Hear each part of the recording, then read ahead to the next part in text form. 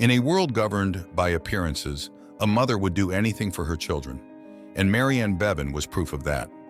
The woman left behind her dignity to become the ugliest woman in the world in order to raise her 4 little ones. Condemned by a mysterious illness that greatly affected her appearance in a very peculiar way, Ann was relegated to only one option: to be entertainment for the judgmental and curious eyes of a world where the strange was sold as a circus exhibition. But her life was not always like this. Our heroine today, Ann Bevan, was born on December 20th, 1874, in southeast London, into a very poor family. From the moment of her birth, it was known that her life would not be as easy as she might have wished, as she was the eldest of 7 siblings, with many mouths to feed and few options for all. Still, from a very young age, she knew she wanted to be a nurse. Perhaps she wasn't born into a wealthy family, but she was born with a vein of relentless ambition. She worked hard and studied medicine to fulfill her dream. Everything was truly wonderful for her. She had a happy marriage and an adorable family of 4 children.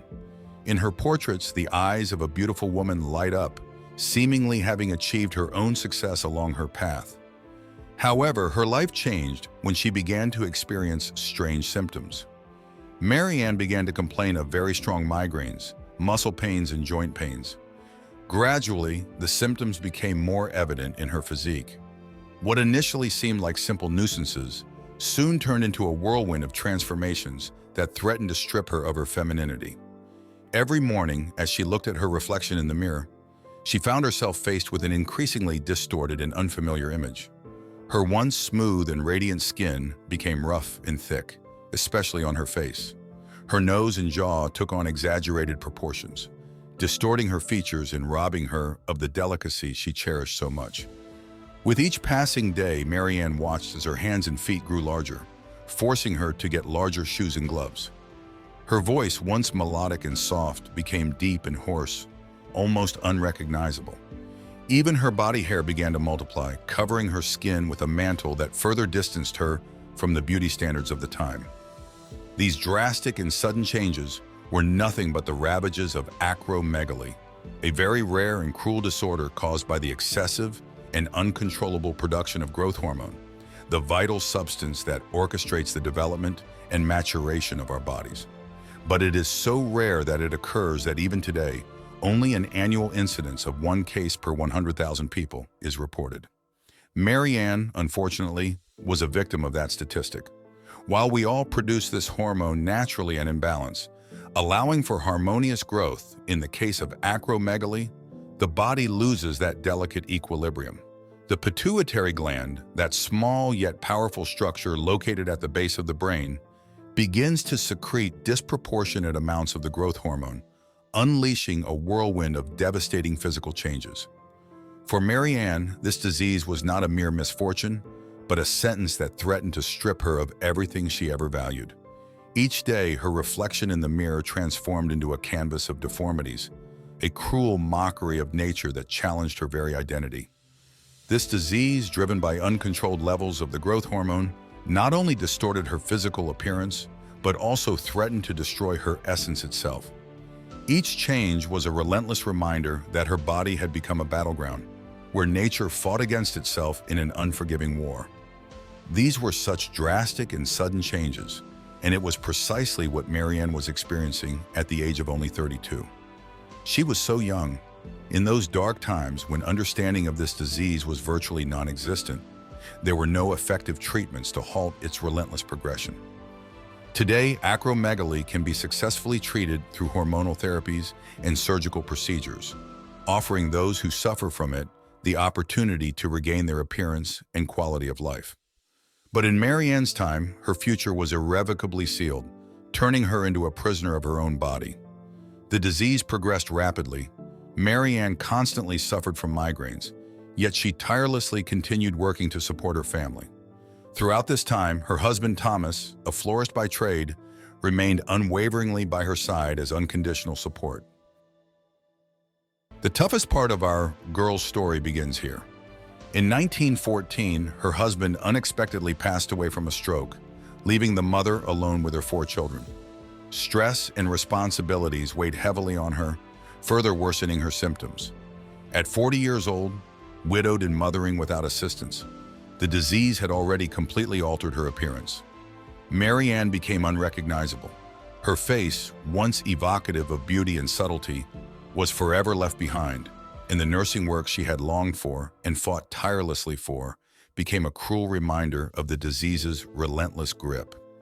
Every day, Mary Ann faced looks of confusion and repulsion from patients she tried to care for with love and devotion. Her salary, which initially seemed like a modest yet dignified reward, soon became a mockery in the face of her family's growing needs. Every penny had to be stretched to the limit, turning the act of putting food on the table into a harrowing daily struggle. But the greatest blow was yet to come. As acromegaly advanced mercilessly, her vision began to deteriorate alarmingly. What were once bright and attentive eyes became opaque and blurry windows to the world around her. Every task, no matter how simple, transformed into a titanic challenge. With a heart torn apart, Mary Ann was forced to confront the harsh reality. Her dream of being a nurse, the vocation she had embraced with such passion, was fading before her very eyes. The looks of rejection, the insufficient salary, and her increasingly deteriorating vision conspired to rob her of the only source of dignity and sustenance she had left. In those moments of absolute desperation, when the future seemed to darken even further, Mary Ann found solace in the innocent faces of her children. They, her little treasures, reminded her of the reason she had to keep fighting, no matter how cruel life's blows might be. But this time, the world had won.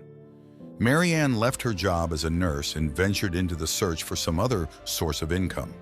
Her children, those little beings who were the engine of her existence, depended solely on her.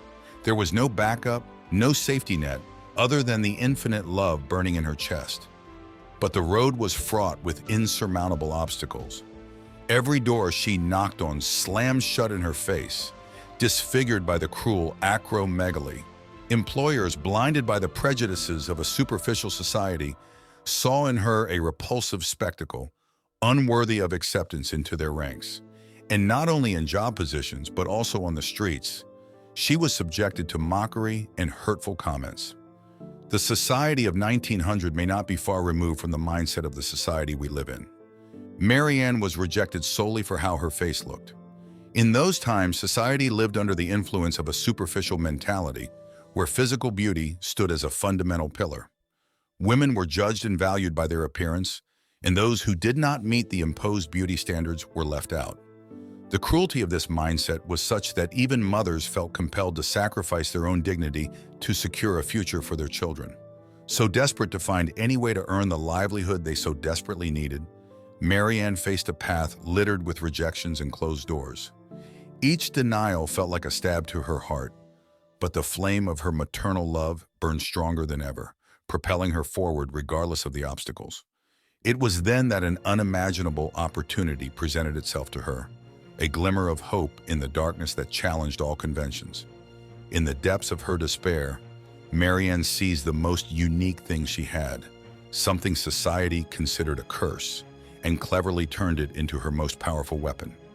Word spread that in England there was a contest called the Ugliest Woman, also known as the Homeliest Woman contest, a macabre spectacle that exploited the morbid curiosity of the public. But for Mary Ann, aware that she had very few options left on the table, this was an opportunity she couldn't afford to miss. Gathering the little money she had left, she embarked on this challenge with unwavering confidence, driven by the desperation and determination of a mother willing to do anything for her children.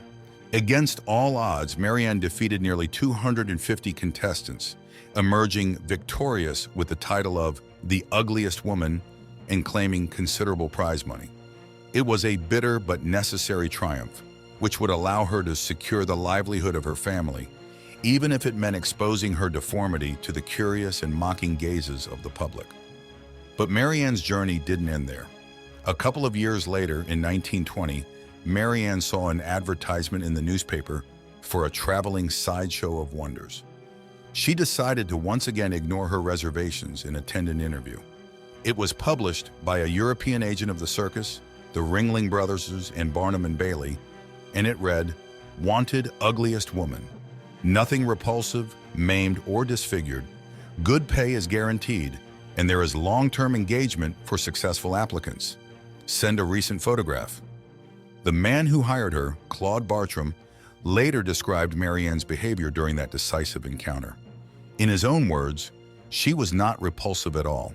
She had the kind of face one might find on a giant, a powerful and masculine jaw, prominent cheekbones, a prominent nose, and a prominent forehead. But she was intact, healthy, and strong. Ironically, it was exactly what he was looking for. Claude Bartram had just returned to the United Kingdom after a trip across the continent in search of new oddities for his traveling sideshow of wonders. Unfortunately, he had returned empty-handed, with no attraction to captivate the eager crowds craving to satisfy their morbid curiosity. That's why he decided to place an advertisement in the newspaper, a last desperate resort to find the ugliest woman who could join his traveling company.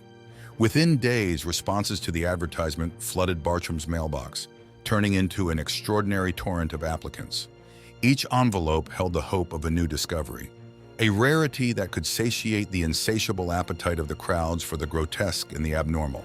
As Bartram opened each letter and examined the attached photographs, an array of disfigured and distorted faces paraded before his eyes. Some of the images were truly ugly, too ugly to present to the public as the owners of the faces, as he confessed to a newspaper. However, amidst that collection of dreadful spectacles, one photograph in particular caught his attention, suggesting what may seem like a paradox: the face of an ugly woman who was not unpleasant. And that photograph was of Ann Bevan. Bartram recalled how she confessed her initial reluctance. She told me she didn't like the idea of exposing herself, that she was shy and didn't want to be separated from her children. However, the tempting financial offer managed to convince her. I told her she would earn £10 per week for a year, plus travel expenses and all the money from the sale of postcards with her image, so she could provide for her children's education. She hesitated, but eventually agreed.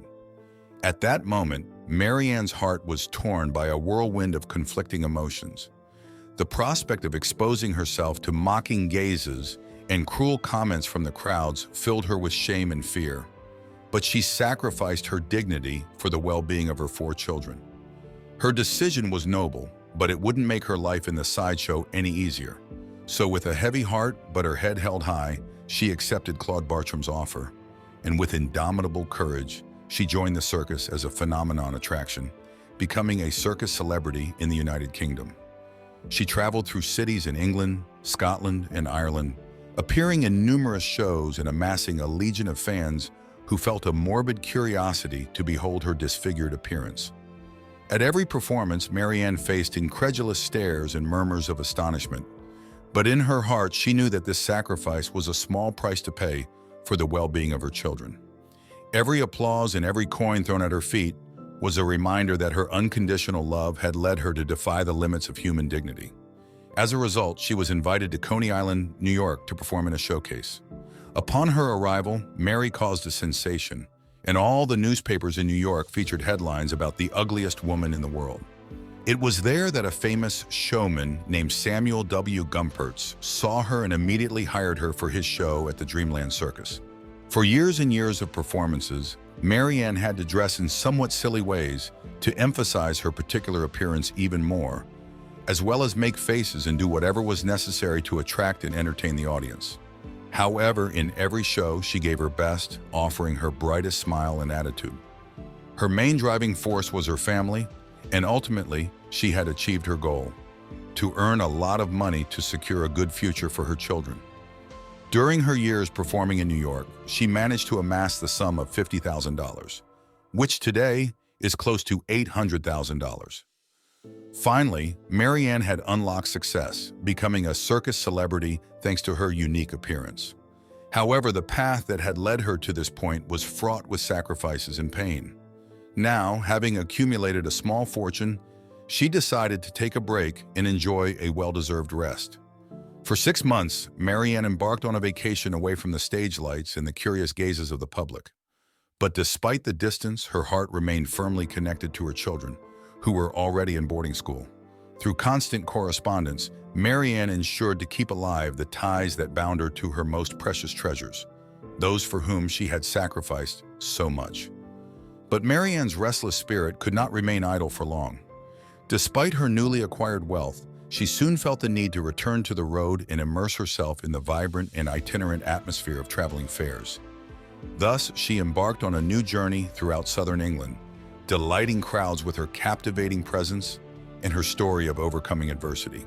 However, life in showbiz was not easy, and Mary Ann soon discovered that fame and money were not enough to fill the void in her soul. After spending another 12 months in the United States, she decided it was time to retire and enjoy a quiet life away from the spotlight. But the transition to a sedentary life was not easy for a woman accustomed to excitement and adventure. Mary Ann sank into overwhelming boredom, seeking solace in alcohol and making unfortunate investment decisions. Despite her wealth, she felt an insatiable need to be in the limelight, to be admired and celebrated as she had been in her days of glory. She missed the publicity that had surrounded her and the atmosphere of travel and spectacle that had been her life for so long. And though she tried to fill that void with lavish parties and entertainment, nothing could replace the thrill she felt on stage. Finally, on December 26, 1933, Mary Ann breathed her last breath, some saying with a broken heart. Today, her body rests in London, her homeland.